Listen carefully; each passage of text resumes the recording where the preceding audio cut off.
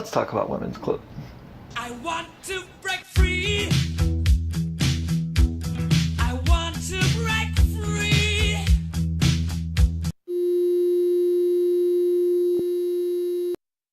For the purposes of this video, and all other aspects of life, when I say woman, women, or women's, this includes anyone who identifies as a woman. I'm not qualified or interested in talking about biological determinism and will not use reproductive systems, sex organs, or secondary sex characteristics as qualifications for gender identification. This is not up for debate. I identify as both queer and homosexual, but I am, more often than not, male. That being said, the only qualifications I have to discuss women's clothing and some of their cultural implications is that I love women's clothes.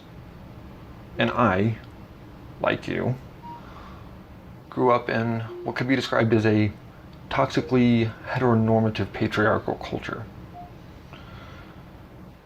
With that in mind, I may unintentionally say some unbelievably ignorant or tone-deaf things.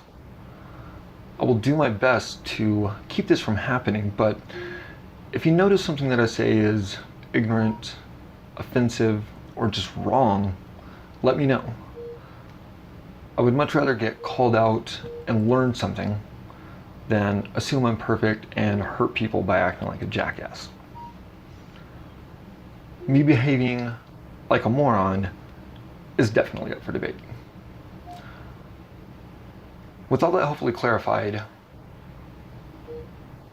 let's talk about women's clothing. First, in order to be as clear as possible, there are two basic definitions that I'll be using for women's clothes. The first being that any and all clothes worn by anyone who identifies as a woman are women's clothes.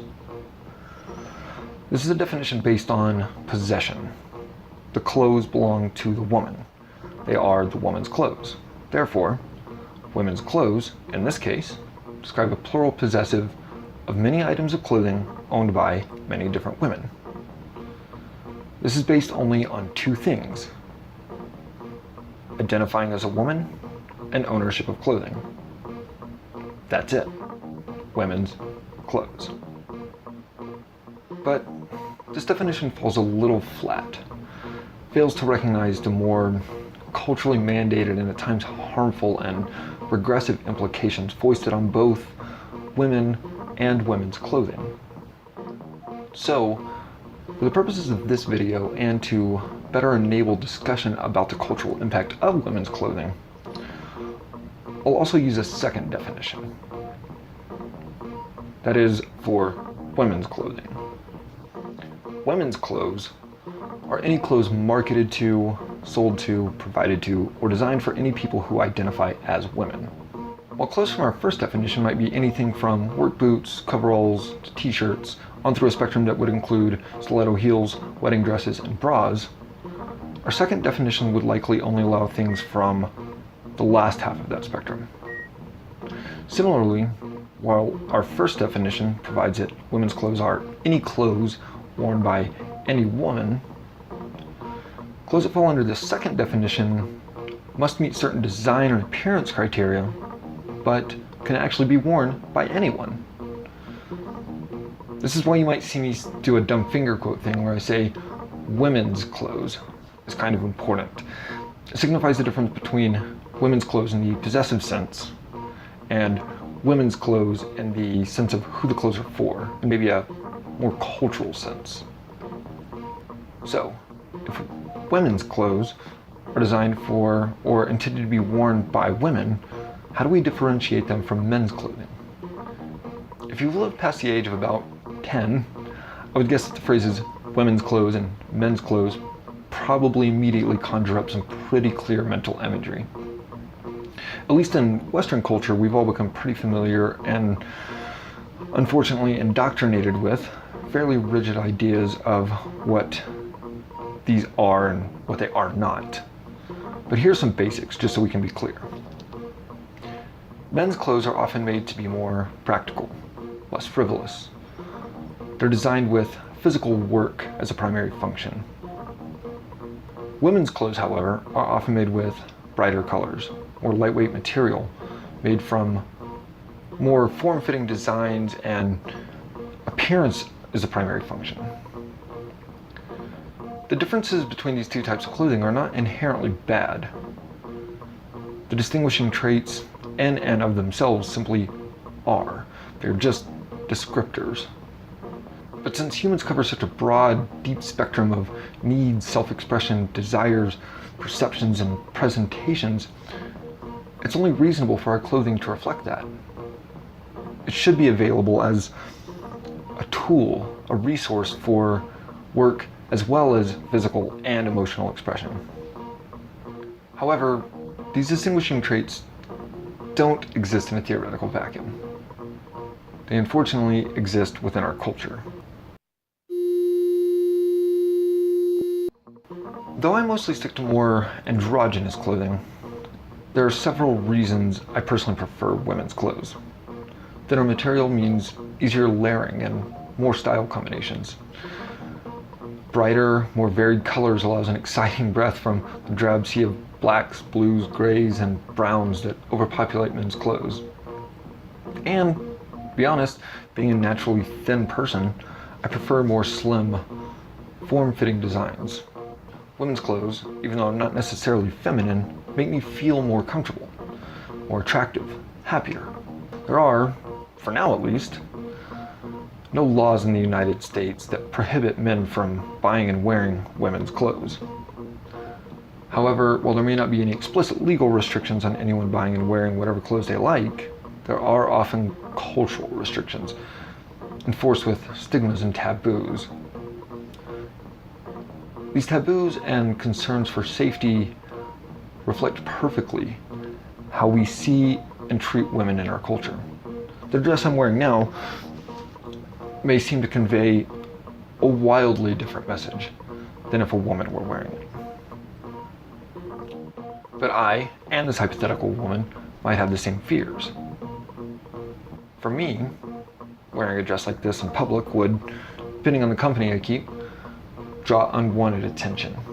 I might get teased, might get called a faggot, get groped by someone who maybe thinks it's all a joke, get physically assaulted, or in a worst case scenario, get beaten and raped. Though the motivations may appear different, a woman wearing a dress like this in public would draw a lot of the same unwanted attention. Instead of being teased, she might get called a slut. Instead of being called a faggot, she might get catcalled. She still may be groped, though again the motivations would be different. Someone may play it off as a joke, but it would be an earnest attempt to make sexual contact.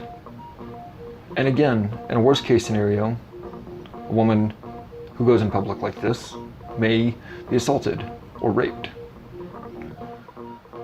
For both of us, the dress may make us feel comfortable, sexy, confident, powerful. But these are feelings independent of the world around us. These feelings exist in the hypothetical vacuum. The feelings are simply between us and our clothes. They're not dependent on others or the perceptions of us. But there is a difference. I have certain luxuries and privileges that women are not generally afforded.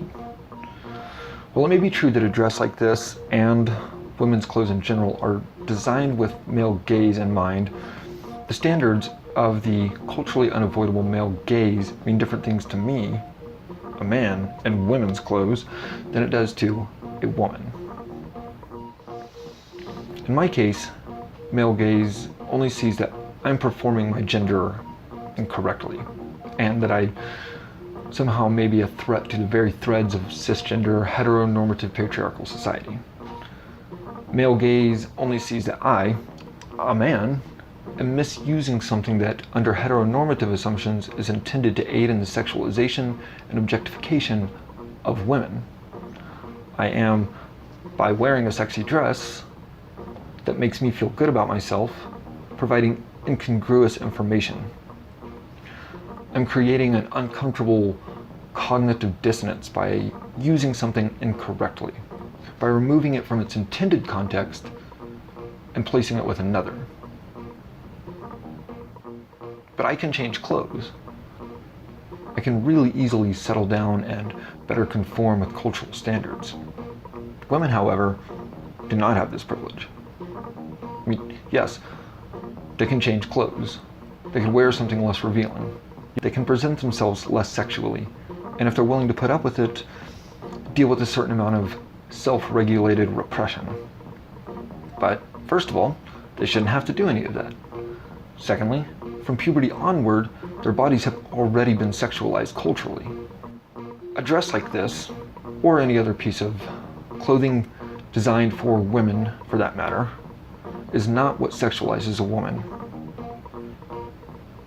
The clothing under the assumptions of male gaze and heteronormative culture is only a tool to signify readiness, willingness, and consent for sex.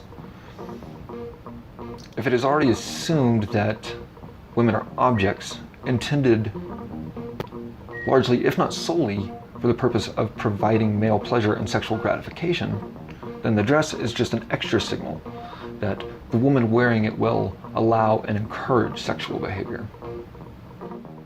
While a dress like this, or any other piece of clothing, may make me or anyone else feel comfortable, sexy, confident, and powerful, the relationship between the person and their clothes is destroyed the moment another person wedges themselves into that relationship.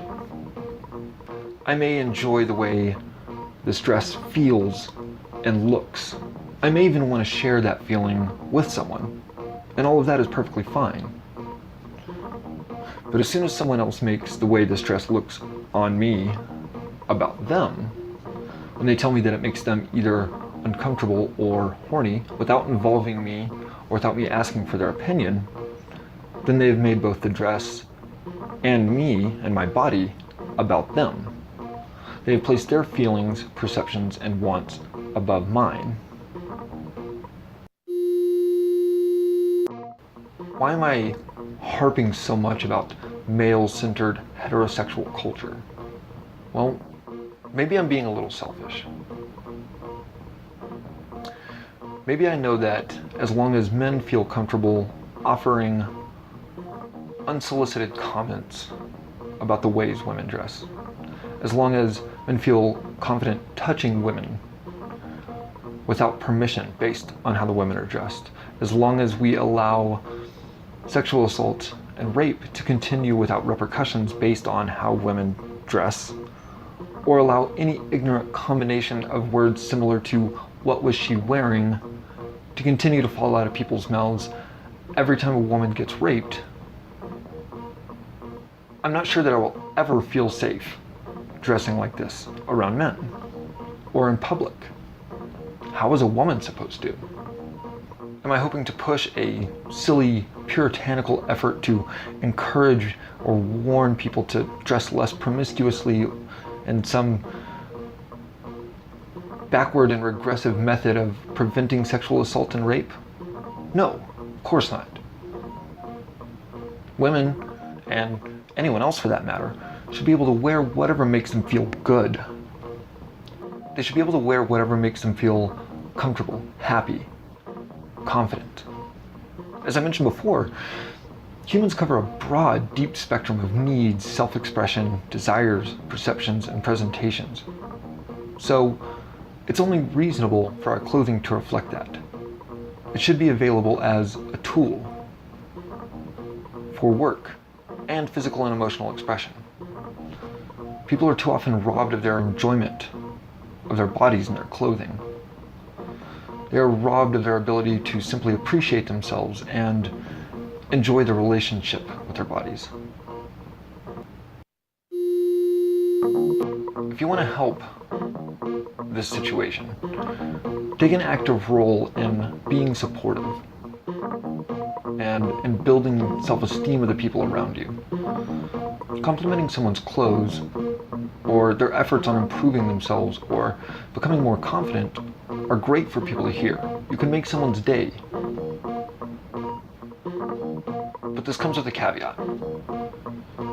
You have to make sure that what you're saying isn't sexually explicit.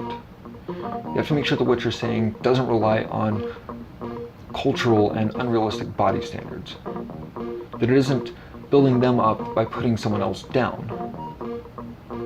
And most importantly, you need to make sure that the way you're complimenting someone doesn't make them uncomfortable and doesn't violate any power dynamic between the two of you.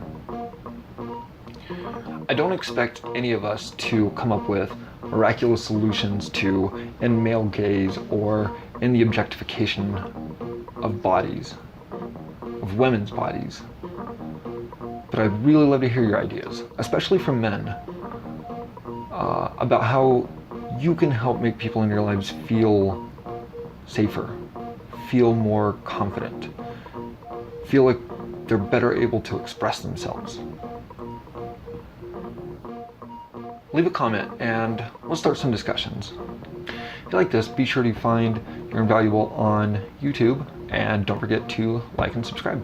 Thanks. Oh my god, that was so long.